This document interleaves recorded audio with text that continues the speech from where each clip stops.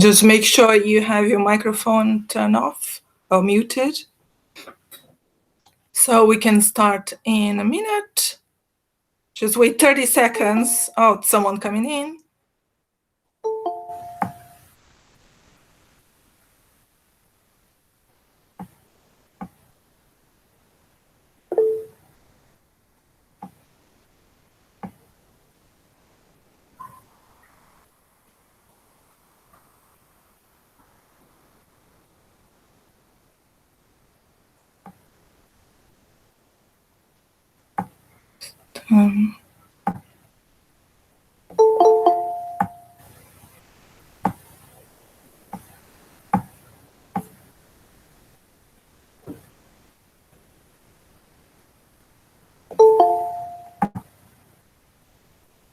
Wow, we have 17 people already.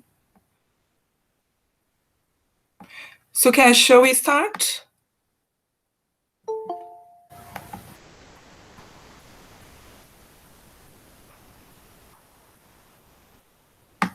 Okay, I will wait 10 seconds if anyone come in, then we start. So, yeah, I think everybody's here. We have 19 people here. So welcome everyone. Hi everyone. And please make sure your microphone is muted at all times.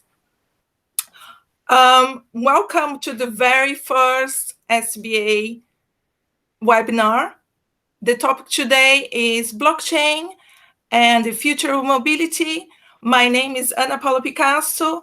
I'm a board member and also I'm the community manager of SBA. And then we have Sukesh Tedler. He's also board member and he'll be my co-host. And we have two special speakers today. The first one is Santosh Harakamani. I hope I said that right. Yes. He's from Volvo Group. He's a strategy manager, and he'll be the first one talking about blockchain and the opportunities in the transportation ecosystem. And the second one, you'll be Johannes Klepsch. He is the chair of MOBI VID working group. He's going to talk about prototypes to ecosystems and the role of MOBI, which is a think tank, and it stands for Mobility Open Blockchain Initiative. What else can I say now? So just quick explanation how the session is going to be. Each speaker is going to take around 20 minutes. You have 5 minutes to ask your questions at the end, but please don't write your questions in the chat box on the top right, and I'll read them out for you. So Sukesh, please introduce a little bit about the SBA for people there who doesn't know yet. Yeah, I hope you can see now. Yeah, the stage is yours, and I'm going to mute my microphone. Thank you, Anna. Thanks for joining in, everyone. My name is Sukesh. I'm the board member and currently the chairman for Swedish Blockchain Association. And I just want to give a brief introduction about Swedish Blockchain Association first before we get started with the webinar. Swedish Blockchain Association is a non-profit organization started 2 years back. We have currently 5 active members in the board from different organizations. We are doing this on a voluntary basis. We also have partnerships with industry enterprises like Alton, for instance, or Gothenburg University as well. And we do these kind of tech talks. We try to do this every month. We did one back in February. We tried to do it in March and April, but due to the coronavirus, we have to shift to this new type of webinar. So we will plan to do more webinars in the upcoming months. That said, I don't want to take more of your time. I would like to invite Santosh, who's going to speak about blockchain opportunities in transport industry. Welcome, Santosh. Yep. Thank you so much. Hello, everyone. I'm going to share the presentation. Yep. Let me know when it's up. Yeah, just a second. Yes, it's on. Yes, I hope everyone can see the presentation and hear me well. And if you can see me, it is even better. But otherwise, you will not miss much. First of all, I would like to take opportunity to thank SBA, Anna and Sukesh, you, especially to give me an opportunity to share my perspectives and thoughts in this forum. And also the pleasure to listen to and yes, later, but also to interact with you all and have some question and answer session with the like-minded people then. Santosh Harakamani is my name. I'm working at Volvo Trucks within Volvo Group. I work as a services strategy manager. And most of the time I work in strategy planning, strategic intelligence, but also deal with subjects like why things are happening the way they are happening, why they are happening and what it means for us, and how do we prepare. So you will see the relevance of why I'm connected to this very interesting topic of blockchain then. And today what I will do is, I cover the topic blockchain opportunities in transport ecosystem or the industry. As you all heard, it's 20 minutes and 5 minutes of question and answer. So I will try my best to give the overview as much as possible. And I come from a business and strategy perspective. I'm not an expert of blockchain technology per se. So you will see that most of my discussions will be around why we think that blockchain is a way forward for the transportation industry and what problems we think that it will help us solve in the overall ecosystem then. And what I will do is I will very quickly set some context, a little bit background on the overall transactions and the transportation ecosystem, and then move on to why we think that blockchain is relevant, becoming more and more relevant in the transportation ecosystem. And then I will try to give some very high level use cases, how it is evolving. And also I will take the opportunity to give a very brief introduction of what we have been doing and the approach what we have taken within the Volvo Trucks in this area then. And if I can start here by very quickly, as I said, setting the context. This is a very simplified version of a typical transactional world then. And there are certain characteristics that exist that come out very well here. The first of all, it is a transaction itself. It is a buy or sell and exchange, and the type of contracts we need to have to fulfill certain transactions. And then the more and more this kind of the business context is changing, these transactions and contracts are becoming extremely complex. But the one very interesting characteristics I see here that is a stand out is the intermediary. And typically we need an intermediary when we do a transaction. It is to facilitate the transaction, but also to make sure that they authenticate and also the establish the accountability and the trust. That means if I am selling, they need to ensure that I, as a rightful owner of what I am selling, the asset, but also I am selling it to the rightful owner, the buyer, but also ensure that the buyer has the rightful meaning, or they can afford to buy what they can. So it is not only to facilitate, but also to legitimize the transaction, to create the trust. But as we know presently, even though most of the intermediaries facilitate, but it is a lot of regulators, and what they are, it is not facilitating what they are supposed to do. We still see a lot of frauds, money laundering, and the trafficking. But also in developing countries, for example, when we pay the corruption, it is very rampant to make certain transactions. It is not to manipulate something, but it is to make sure that my transaction is carried out on top of others. And it is a very waste in the system. Why we are need an intermediary when there are agreed parties want to do the transaction. So there is a lot of bureaucracy, red tapeism that costs, that it consumes time, and it is a waste. And there is a significant potential for the fraud. But then, as we know that there is a significant disintegrated information, what I see in the ecosystem. I carry my version of truth, you carry your version of truth, intermediaries carry, the businesses, the merchandise. But just imagine the waste of the carrying this information. But also when something goes wrong, the amount of time that needs to reconcile this. And oftentimes the complexity of the transactions, we let go those reconciliation and we take that cost. And then finally, this like the security, for example, as we see that now we have entered into a phase where the data, my personal data, the privacy protection, and the authenticity of the data. Now my personal data is coming online. I mean, I received recently one of the emails telling that what is my password in one of the, I don't know what system it is, and tell that if I don't pay in Bitcoin or cryptocurrency, I don't buy, then I will be screwed. Not in a good way. And that is before we realize things have happened so badly in this. And at the same time, since there are so many disintegrated information and the players exist, it becomes extremely intransparent, and the traceability and reconciliation becomes a problem. And as you see it, this has been the mode of transactions ever since we have existed and we have evolved, but this is not an efficient. There is a lot of waste exists in this. And if I go to the next slide, please, Sukesh, here. And I just want to give a little bit on the ecosystem, and moving on to our subject of the transport ecosystem. And this is once again a very, very simplified version of the ecosystem. There can be thousands of different variants based on the use case or the process involved. But if you see that how complex it can be from a consumer, from a producer to the consumer, it can be agriculture, it can be a manufactured product, and how many people involved until it reaches the consumer.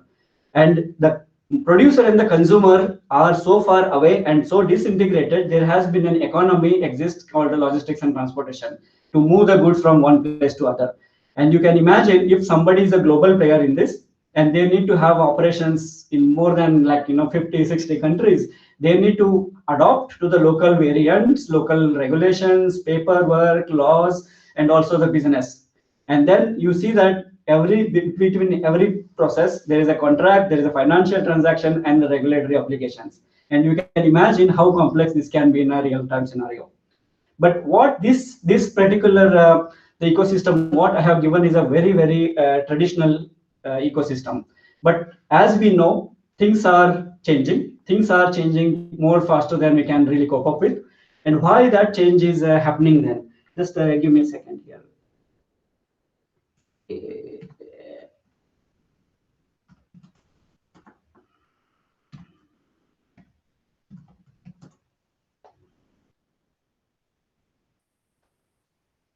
Yes. So what I meant is why these things are happening the way they are happening. If you see the overall this ecosystem, the very basic thing that happens here is that it is about the movement and the consumption of the consumer.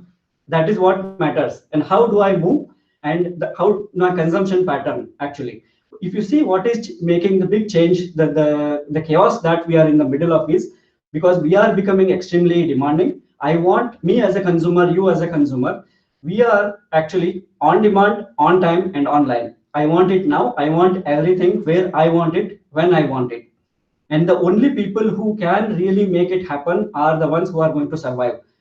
And if me as a consumer, my objective is to move from one point A to point B in an efficient manner. That is an efficient manner in terms of time and cost. It doesn't matter how do I move. That is a mobility. And when it comes to the consumption, it doesn't matter how do I get it. It's a truck, it is a van, it is a tricycle, it is a bicycle. There is a tremendous amount of the disruption that is taking place. And that actually, and they're all happening at the same time. And that is where I would like to very quickly go on to the next slide. Lokesh, why automotive industry is looking into blockchain then? And there are a lot of numbers in this.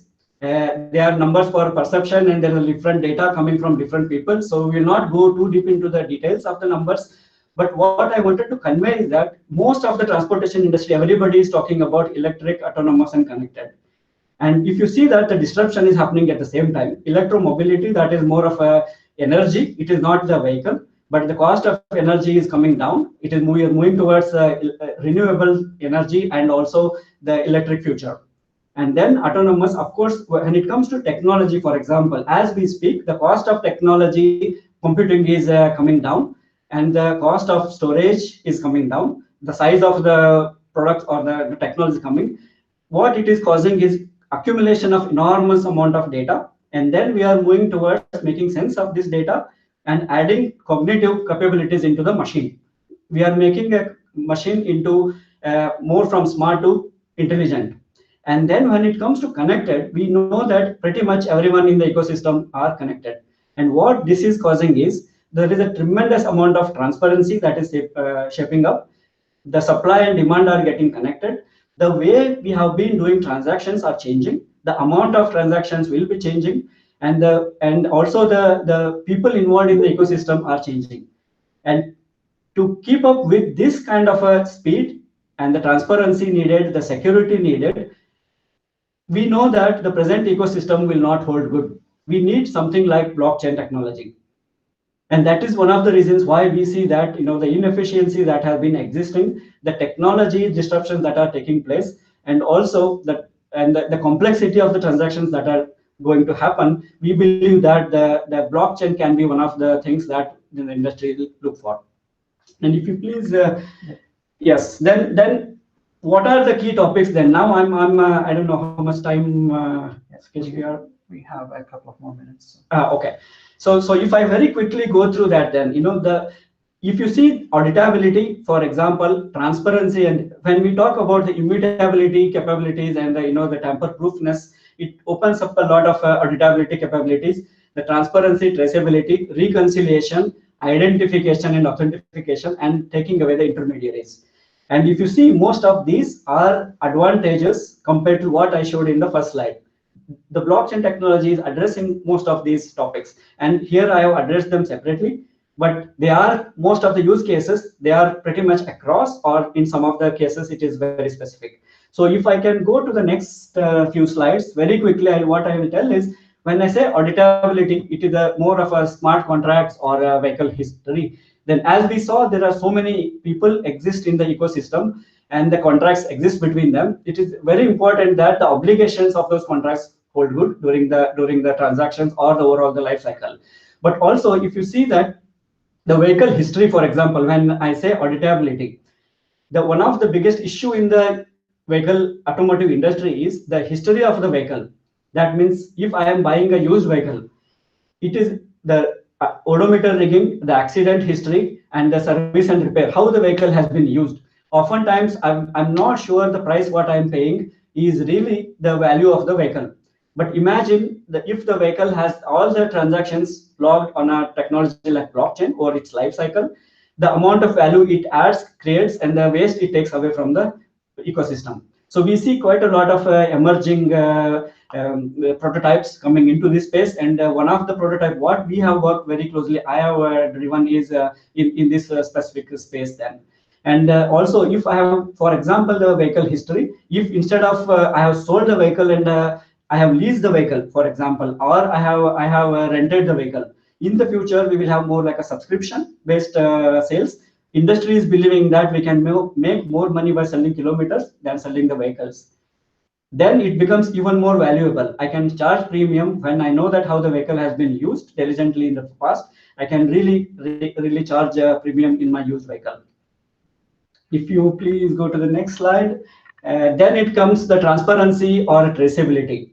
And here we see that quite a lot of emerging use cases when it comes to the counterfeit parts or the ethical sourcing of the raw material and track and trace.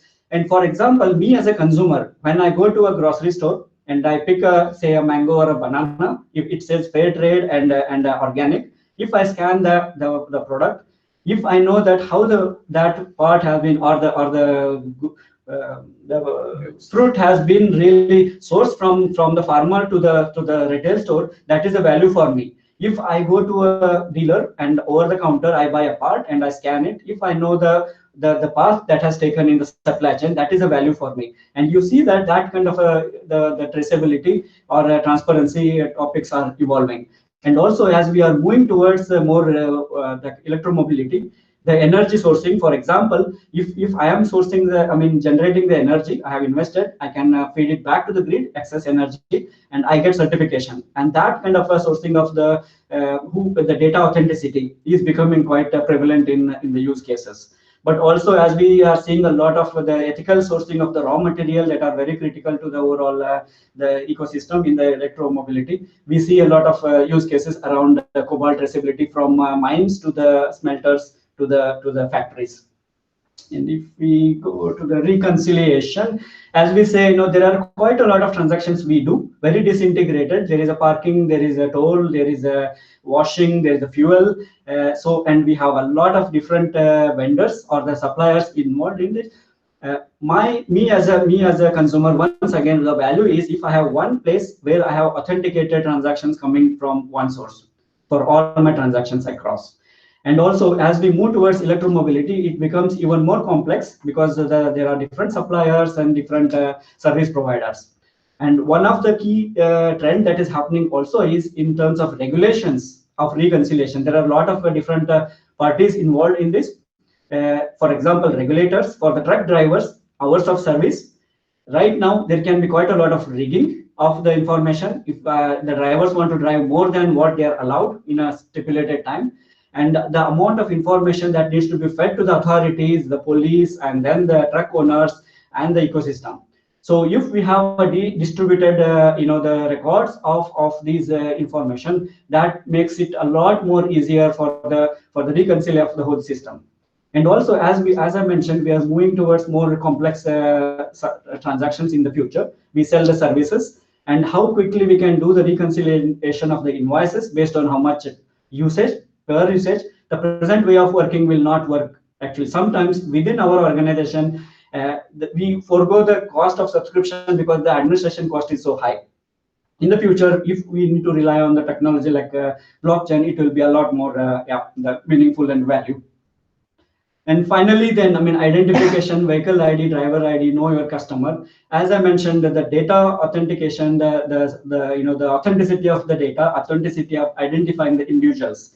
It is a quite a system where there is a potential for fraud, but also that the technology brings in something like the anonymity capabilities. I don't want to be identified to everyone only when I need to be identified with only where I consent, basically. Or it moves even more relevant in the autonomous vehicle domain, where the vehicle has to be identified but should not be identified in general.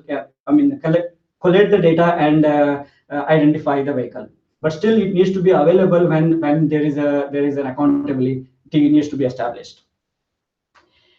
Yes, I'm running very fast, I know, but then I'll we have 2 more minutes. 2 more minutes. So I will very quickly go on to the approach and the strategy what we have taken.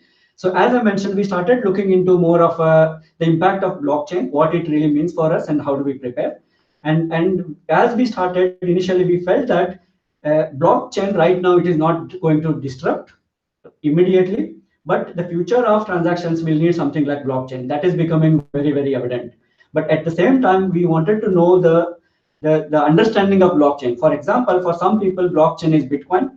For some people, blockchain is will solve everything in life. So there is a lot of difference in the understanding of blockchain. Every time I think that I understand something, I get even more confused. So that is the state of blockchain right now, even though it is evolving very fast and the use cases are evolving. So what we took is, let's build the awareness, bring all the stakeholders to the right level of understanding of the technology. And what we do by it is understand where the industry is heading, how the different use cases are emerging, and also learn by doing is what I mentioned. Do some hands-on prototype. Through that, we build some competence and also build a very good network of people who are good in this. And long term, we move on to become it should become natural part of our strategy and roadmap and become part of our strategies, and also try to look into the commercial offers into that.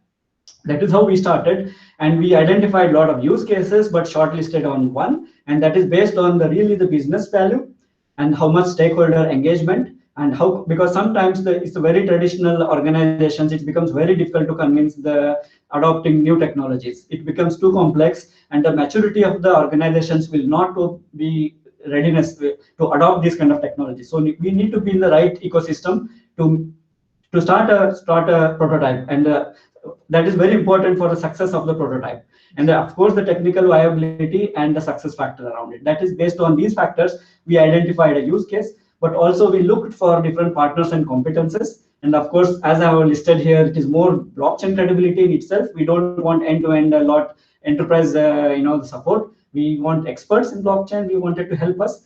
and also the level of engagement and the scale of the organizations. We have a good leverage in discussions. Of course, cost plays an important role, and also who can be potential partners for us when we want to scale and industrialize, and how close they are to us and work with us together. So this is the approach we took. Unfortunately, I cannot go into the detail of the prototype in itself. We were ready with almost the prototype, but I hope once they present, the times pass, we will have an opportunity to be even more talk to the stakeholders then. With that, I will. Do we have any more slides? No, Okay. this was my. Yeah. I'm gonna come in here. Yeah. Thank you, Santosh, for the valuable information. I have a couple of questions actually. If you can join me here. There is one question as well from the audience. Yeah, I think How do we you- can take the audience question first, maybe. Maybe you can read, Anna? Yeah, I will read them out. So it's a very good question from Antonio Duenas. Regarding auditability, what's the correct way of collaboration? Vehicle inspection companies with vehicle makers, or on the other side? I think it's a very good question, and I think that is where what we need is, one is the maturity of the organizations, that blockchain is a network game. It cannot happen just because OEMs feel that they need to develop this kind of a technologies. It should involve the dealers. We are going to move towards more disintegrated information. For example, there are regulations coming up called rights to the information. That means the OEMs need to share the information even to the third parties about the technical details of the services and the vehicle history in the future. So hopefully regulators will also play a very important role in this. So that is how I see it. But what is more important is, I think we will hear more from Andreas in the next session. The standardization is the most important part in this, because that is where we really need to see that all the people involved start becoming more standardized, and how do we effectively use it in a distributed, decentralized way of functioning in the future then. Yeah, I think that's. I just want to add on to Santosh point here. You're going to hear more about the standardization part in the upcoming presentation from Johannes. But one of the things, like, I personally knew that Volvo is working on a couple of blockchain use cases here in Gothenburg. And I have a question actually to you, Santosh. Like, how do you see Volvo using blockchain technology in maybe, let's say, 5 years from now? Are you waiting for the regulation to kick in order to take any action in real time, or like providing services to the consumers, or are you driving this as the technology adopters? Or yeah, I think it's a very good question, Sukesh, but I'm not sure I can answer it from on behalf of Volvo. It's more a strategic direction, but the general trend and the direction what it will take for probably like large enterprise like Volvo, but also the other enterprise, it will start with the private blockchain, because it has a lot of value as we see it. It takes away a lot of waste, and it's the speed and the authenticity. So I think my perspective is that the OEMs and the other players in the ecosystem will start collaborating themselves to start finding. We see that in the retail sector, for example, and other different economies, industries in different economies. But I do believe that 5 years or even more earlier, there will be regulations will start playing very important role. Okay. Because we are now seeing that there is AI, in the EU note, and I think, as I mentioned initially, that things have moved so fast in the space of data, and it's very important that the regulators starts playing a very important role in establishing certain standardization and how these technologies can bring value to the society in general rather than the enterprises itself. Okay, thank you very much for your time today. And that's it. I would like to welcome Johannes to present about the working group that he's been chairing and what he has been doing with the MOBI organization. Welcome, Johannes. Yeah, just one, my apologies, I mentioned, and it was Johannes. My apologies. Thank you, Santosh. I'm gonna Thank you, guys. Excellent. Thank you so much for the excellent presentation, Santosh. Let me try to share my screen as well and use the meantime to start thanking also the Swedish Blockchain Organization for setting this up. It's a pleasure to be here. It's coming. It's coming. It's coming. Thank Excellent. you. Yeah, now we can see. Does anyone can see that? Good. Perfect. Okay. Yeah. So please take it away. Great. So basically, let me start my brief introduction. I'm Johannes Klepsch. I actually have two roles here. On the one side, I am, as was mentioned before, chairing one of the working groups of MOBI that I'm going to introduce later on. But I'm also actually working in the blockchain department of BMW. So many of the things that were mentioned earlier sound very familiar to me. And Santosh, thank you so much for setting the scene, because I think I couldn't have asked for a better introduction as to the opportunities of blockchain in the automotive and kind of mobility ecosystem. So basically, I think the transition is kind of nice, because what I'm going to talk about today is how MOBI thinks PoCs, right, the pilots that were just described, and all these different aspects that Santosh was mentioning, have the potential to kind of develop to like real grown ecosystems, and what MOBI believes is necessary to make that happen. But before doing that, I want to share a couple of slides on why all of that is needed, right? I think much of it has been said already by Santosh, so I'll go through that quite quickly. I think all of you know that the automobile was used to be a symbol of independence, right? But also that mobility is kind of changing, right? And I'm not sure how traffic is like in Sweden these days, but I think almost everywhere in the world where I've driven a vehicle, well, that symbol of independence has kind of faded away a little bit and went to something, well, a little bit more negative.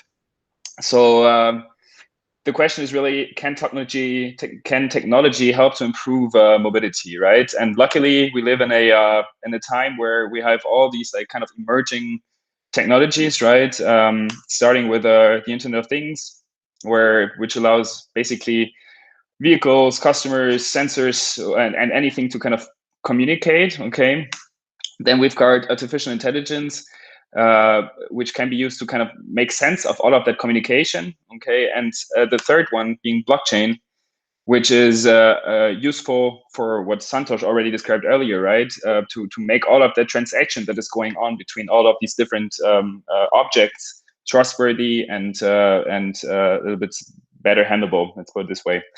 And to cite Gartner, this is one of my favorite slides, because it kind of combines all of the buzzwords that you have out there, right?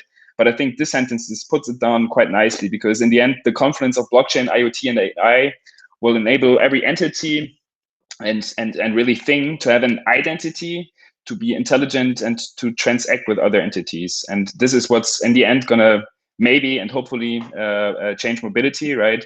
And this is also the vision of MOBI.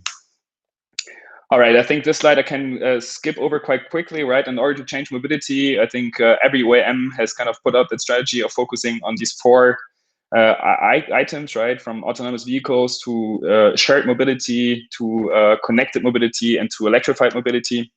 And luckily, basically blockchain can play a role in every one of these four kind of categories. And I think this was already put up nicely by Santosh as well.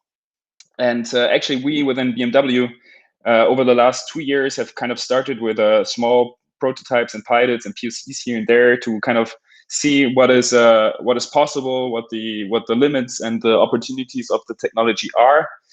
And by doing that, we've kind of landed well with these small scale deployments, right? That really only provide incremental value. And where, unfortunately, alternative technological solutions are often more efficient, right? Because we are always left or on the left side of the screen, okay? In these like minimal viable ecosystems. And in order to really, well, grow the potential of the deployment, what is really needed is for that ecosystem to grow, right? You need these network effects, you need that exponential growth to really foster disruption.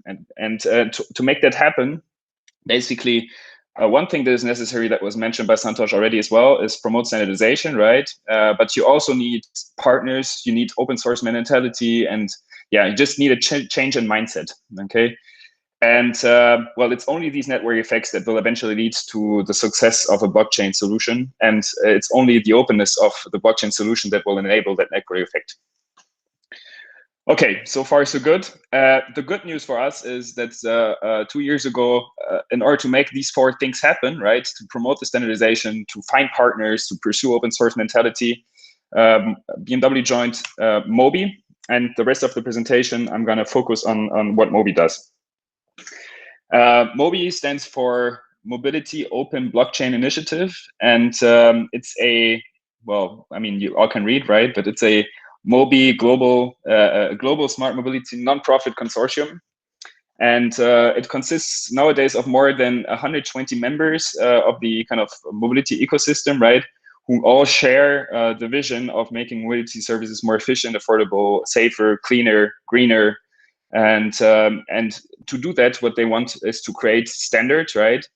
And to do that, what like how MOBI operates really is to first obviously bring the community together, right, by organizing colloquiums, meetups, right, sessions just like this one actually, right. But then also what they do is to create so-called working groups, right? So they identified a couple of different domains in which they think blockchain provides value, right? And are starting to found these working groups to make standards happen, to bring the technology together, the people together, to kind of talk about who talk the same language to make things happen. Where does blockchain add value? I think I can go through that real quick as well, since again Santosh has mentioned most of that, right? It goes from data tracking, right, to car and ride sharing, which is something that maybe wasn't mentioned so much before, but also to, in the end, maybe also tokenizing services, tokenizing assets, right? And yeah. So let me spend a couple of minutes to introduce the community that MOBI is really, right? And I think this slide depicts it quite nicely. So basically, well, the appearances are kind of chronologically appearing, if you will. As mentioned, MOBI now consists of more than 120 members, and especially 70% of the world's largest automakers. But also many startups, nonprofits, right? You have first-tier to end-tier suppliers. You have many consultant companies, but also research organizations, right? You have the World Economic Forum. You have insurance companies. Yeah, and all of them are kind of working together to create standards and to advance blockchain in the mobility context. To give you a bit of a kind of historical view on MOBI, right? So it officially launched in May 2018, and then right away started with 2 working groups. So the VID, so the Vehicle Identity Working Group that I'm going to talk a little bit about in the upcoming minutes, and the Usage-Based Insurance Working Group, and then has a working group focusing on electric vehicle grid integration that way. And it actually released the first standard on vehicle identity in July 2019. And a couple of months later, also started a multi-OEM VID proof of concept, which is kind of unique in the sense that it's not like launched by one OEM, right? Which is normally the case, right? Like as Volvo mentioned, and as BMW also did, right? We have all sorts of little PoCs who never really managed to, well, go the extra mile. And yeah, then also the connected data marketplace, and beginning of this year and end of last year, the supply chain working group. Okay, why vehicle identity? I think MOBI believes, and also BMW believes, that the blockchain-based vehicle identity is kind of the enabler to make all of these other use cases happen in the long run. Okay. Basically, as soon as you're able to identify a vehicle without basically needing, well, some centralized public infrastructure, without needing BMW backends, what this would enable, in theory, is for vehicles to kind of communicate amongst each other, right, without basically, again, needing this intermediary. It would allow for all the use cases that Santosh talked about, right, when it comes to traceability of the vehicle's life cycle. It would allow for trusted vehicle data, right, meaning that the vehicle would maybe be able to sign the data it's collecting over its life cycle, and therefore allowing like trusted data exchange, right, which is a critical enabler if you think about it, for example, for autonomous driving, right, where you train algorithms that are kind of doing that live decisions based on data that needs to be trusted, right? So vehicle ID would, in theory, enable exactly that, right? To sign vehicle data and to make it kind of traceable and trustworthy. And this is why MOBI started working on vehicle identity as a first standard. And as mentioned, right, July last year, the first standard came out with the goal of, well, basically defining how this minimal representation of a vehicle's digital twin could look like, right? And the way this was started was to start where the vehicle is born, right, by issuing basically a vehicle birth certificate. And right, as mentioned, this will have later on bring the opportunity to, well, for example, establish existence as a first step, but then to manage access control, right? To define ownership history, define key events in the vehicle's life cycle, and yeah. And right, the key thing being that it's not like one company doing it; it's really a myriad of companies kind of working together to define an industry kind of standard here. And let me give you a brief glimpse at what that standard looked like, right, without getting into too many details. So in the center, you have two things here on this slide. On the left side, you have like a base architecture diagram of how the standard looks like, okay? And then on the right side, you have a basic data collection of items that MOBI and its members think are relevant to do that identification of the vehicle. So let's start real quick with the left side, right, of the vehicle identity. So obviously the vehicle is in the center, right? This makes sense, and this is how it's meant to be.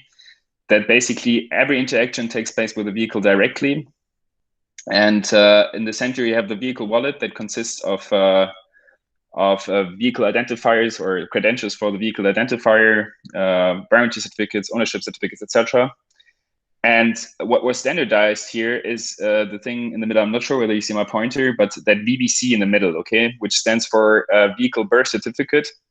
And this is issued by the car manufacturer as soon as the vehicle leaves the manufacturing site, and is supposed to kind of define all attributes that are, well, there for a vehicle and are not going to change over its life cycle, and that are handed out by the OEM, by the car manufacturer. And based on that, right, you define that identity of the vehicle, which then over its life cycle can be kind of extended by all sorts of other certificates, right? Which is why that ecosystem then grows bigger and bigger, because all of a sudden the vehicle is able to, for example, interact with the mobility networks, right? With infrastructure, if you will, for toll payments, okay? It could interact with other vehicles, right? For like passage of a rite of passage kind of communication. You can also think of it at some point paying for congestion or paying for parking, or like all these kind of interactions with infrastructure could be automatically handled. But it also could kind of immediately kind of provide that trusted data that I was talking about, right? Where immediately you start talking about data marketplaces where the owner of the vehicle could be incentivized for providing that data to the marketplace, right? You can also think of kind of on the left again, including the ownership, the title certificates, the registration certificates. Many nowadays paper-based processes that could be digitized and automated even, where especially in times like today, right, where not a lot of communication is allowed to happen if it's not non-digital. These are things that that could bring great value. Maybe a quick glimpse, if I have 1 minute left, to the right-hand side, right? This is an extraction of the data fields that were standardized, which is pretty standard, if you will. I mean, nothing out of the ordinary, right? Things like, well, color, date of production, which company is producing the car, what fuel type does the vehicle have, right? Like basic things that a vehicle needs for it to be to authenticate itself in an ecosystem. Let me close by saying that if you have any more questions to the other working groups, please don't hesitate reaching out to either me or MOBI directly. We're more than happy to get you going with MOBI and to see whether your organization might also like fit in and is interested in kind of pushing these standards further. And yeah, if you have any more questions to the vehicle identity working group, right, we are currently working on the next version of the standard. So if you feel like you want to contribute there, please don't hesitate reaching out again. And yeah, I want to close by saying thank you again to everybody who is willing to attend, to listen, and happy to take a couple of questions. Thank you. And thank you, Johannes. It was very insightful. It was very nice to hear a little bit more about MOBI. And I do have one question from the audience here. It was from Antonio again. How can we manage the traceability on a vehicle with Tier 1 and Tier 2 suppliers? That's a very, very interesting question. Thank you again. Actually, this is one of the use cases that are most mature. And so this is not me as a MOBI member speaking, but as a BMW member speaking. I think we actually released a press release as BMW recently on the topic. The idea being that basically, first OEMs can host nodes as well, right? And kind of manage the interaction with second-tier suppliers. So it's kind of an iterative kind of traceability that is happening. And obviously the key issue being that you have to link parts, right? But if you're more interested and have more questions related to that, please check out the press release that we have. There is also a bit of an architecture description. So yeah, don't hesitate in checking that out. Good, good.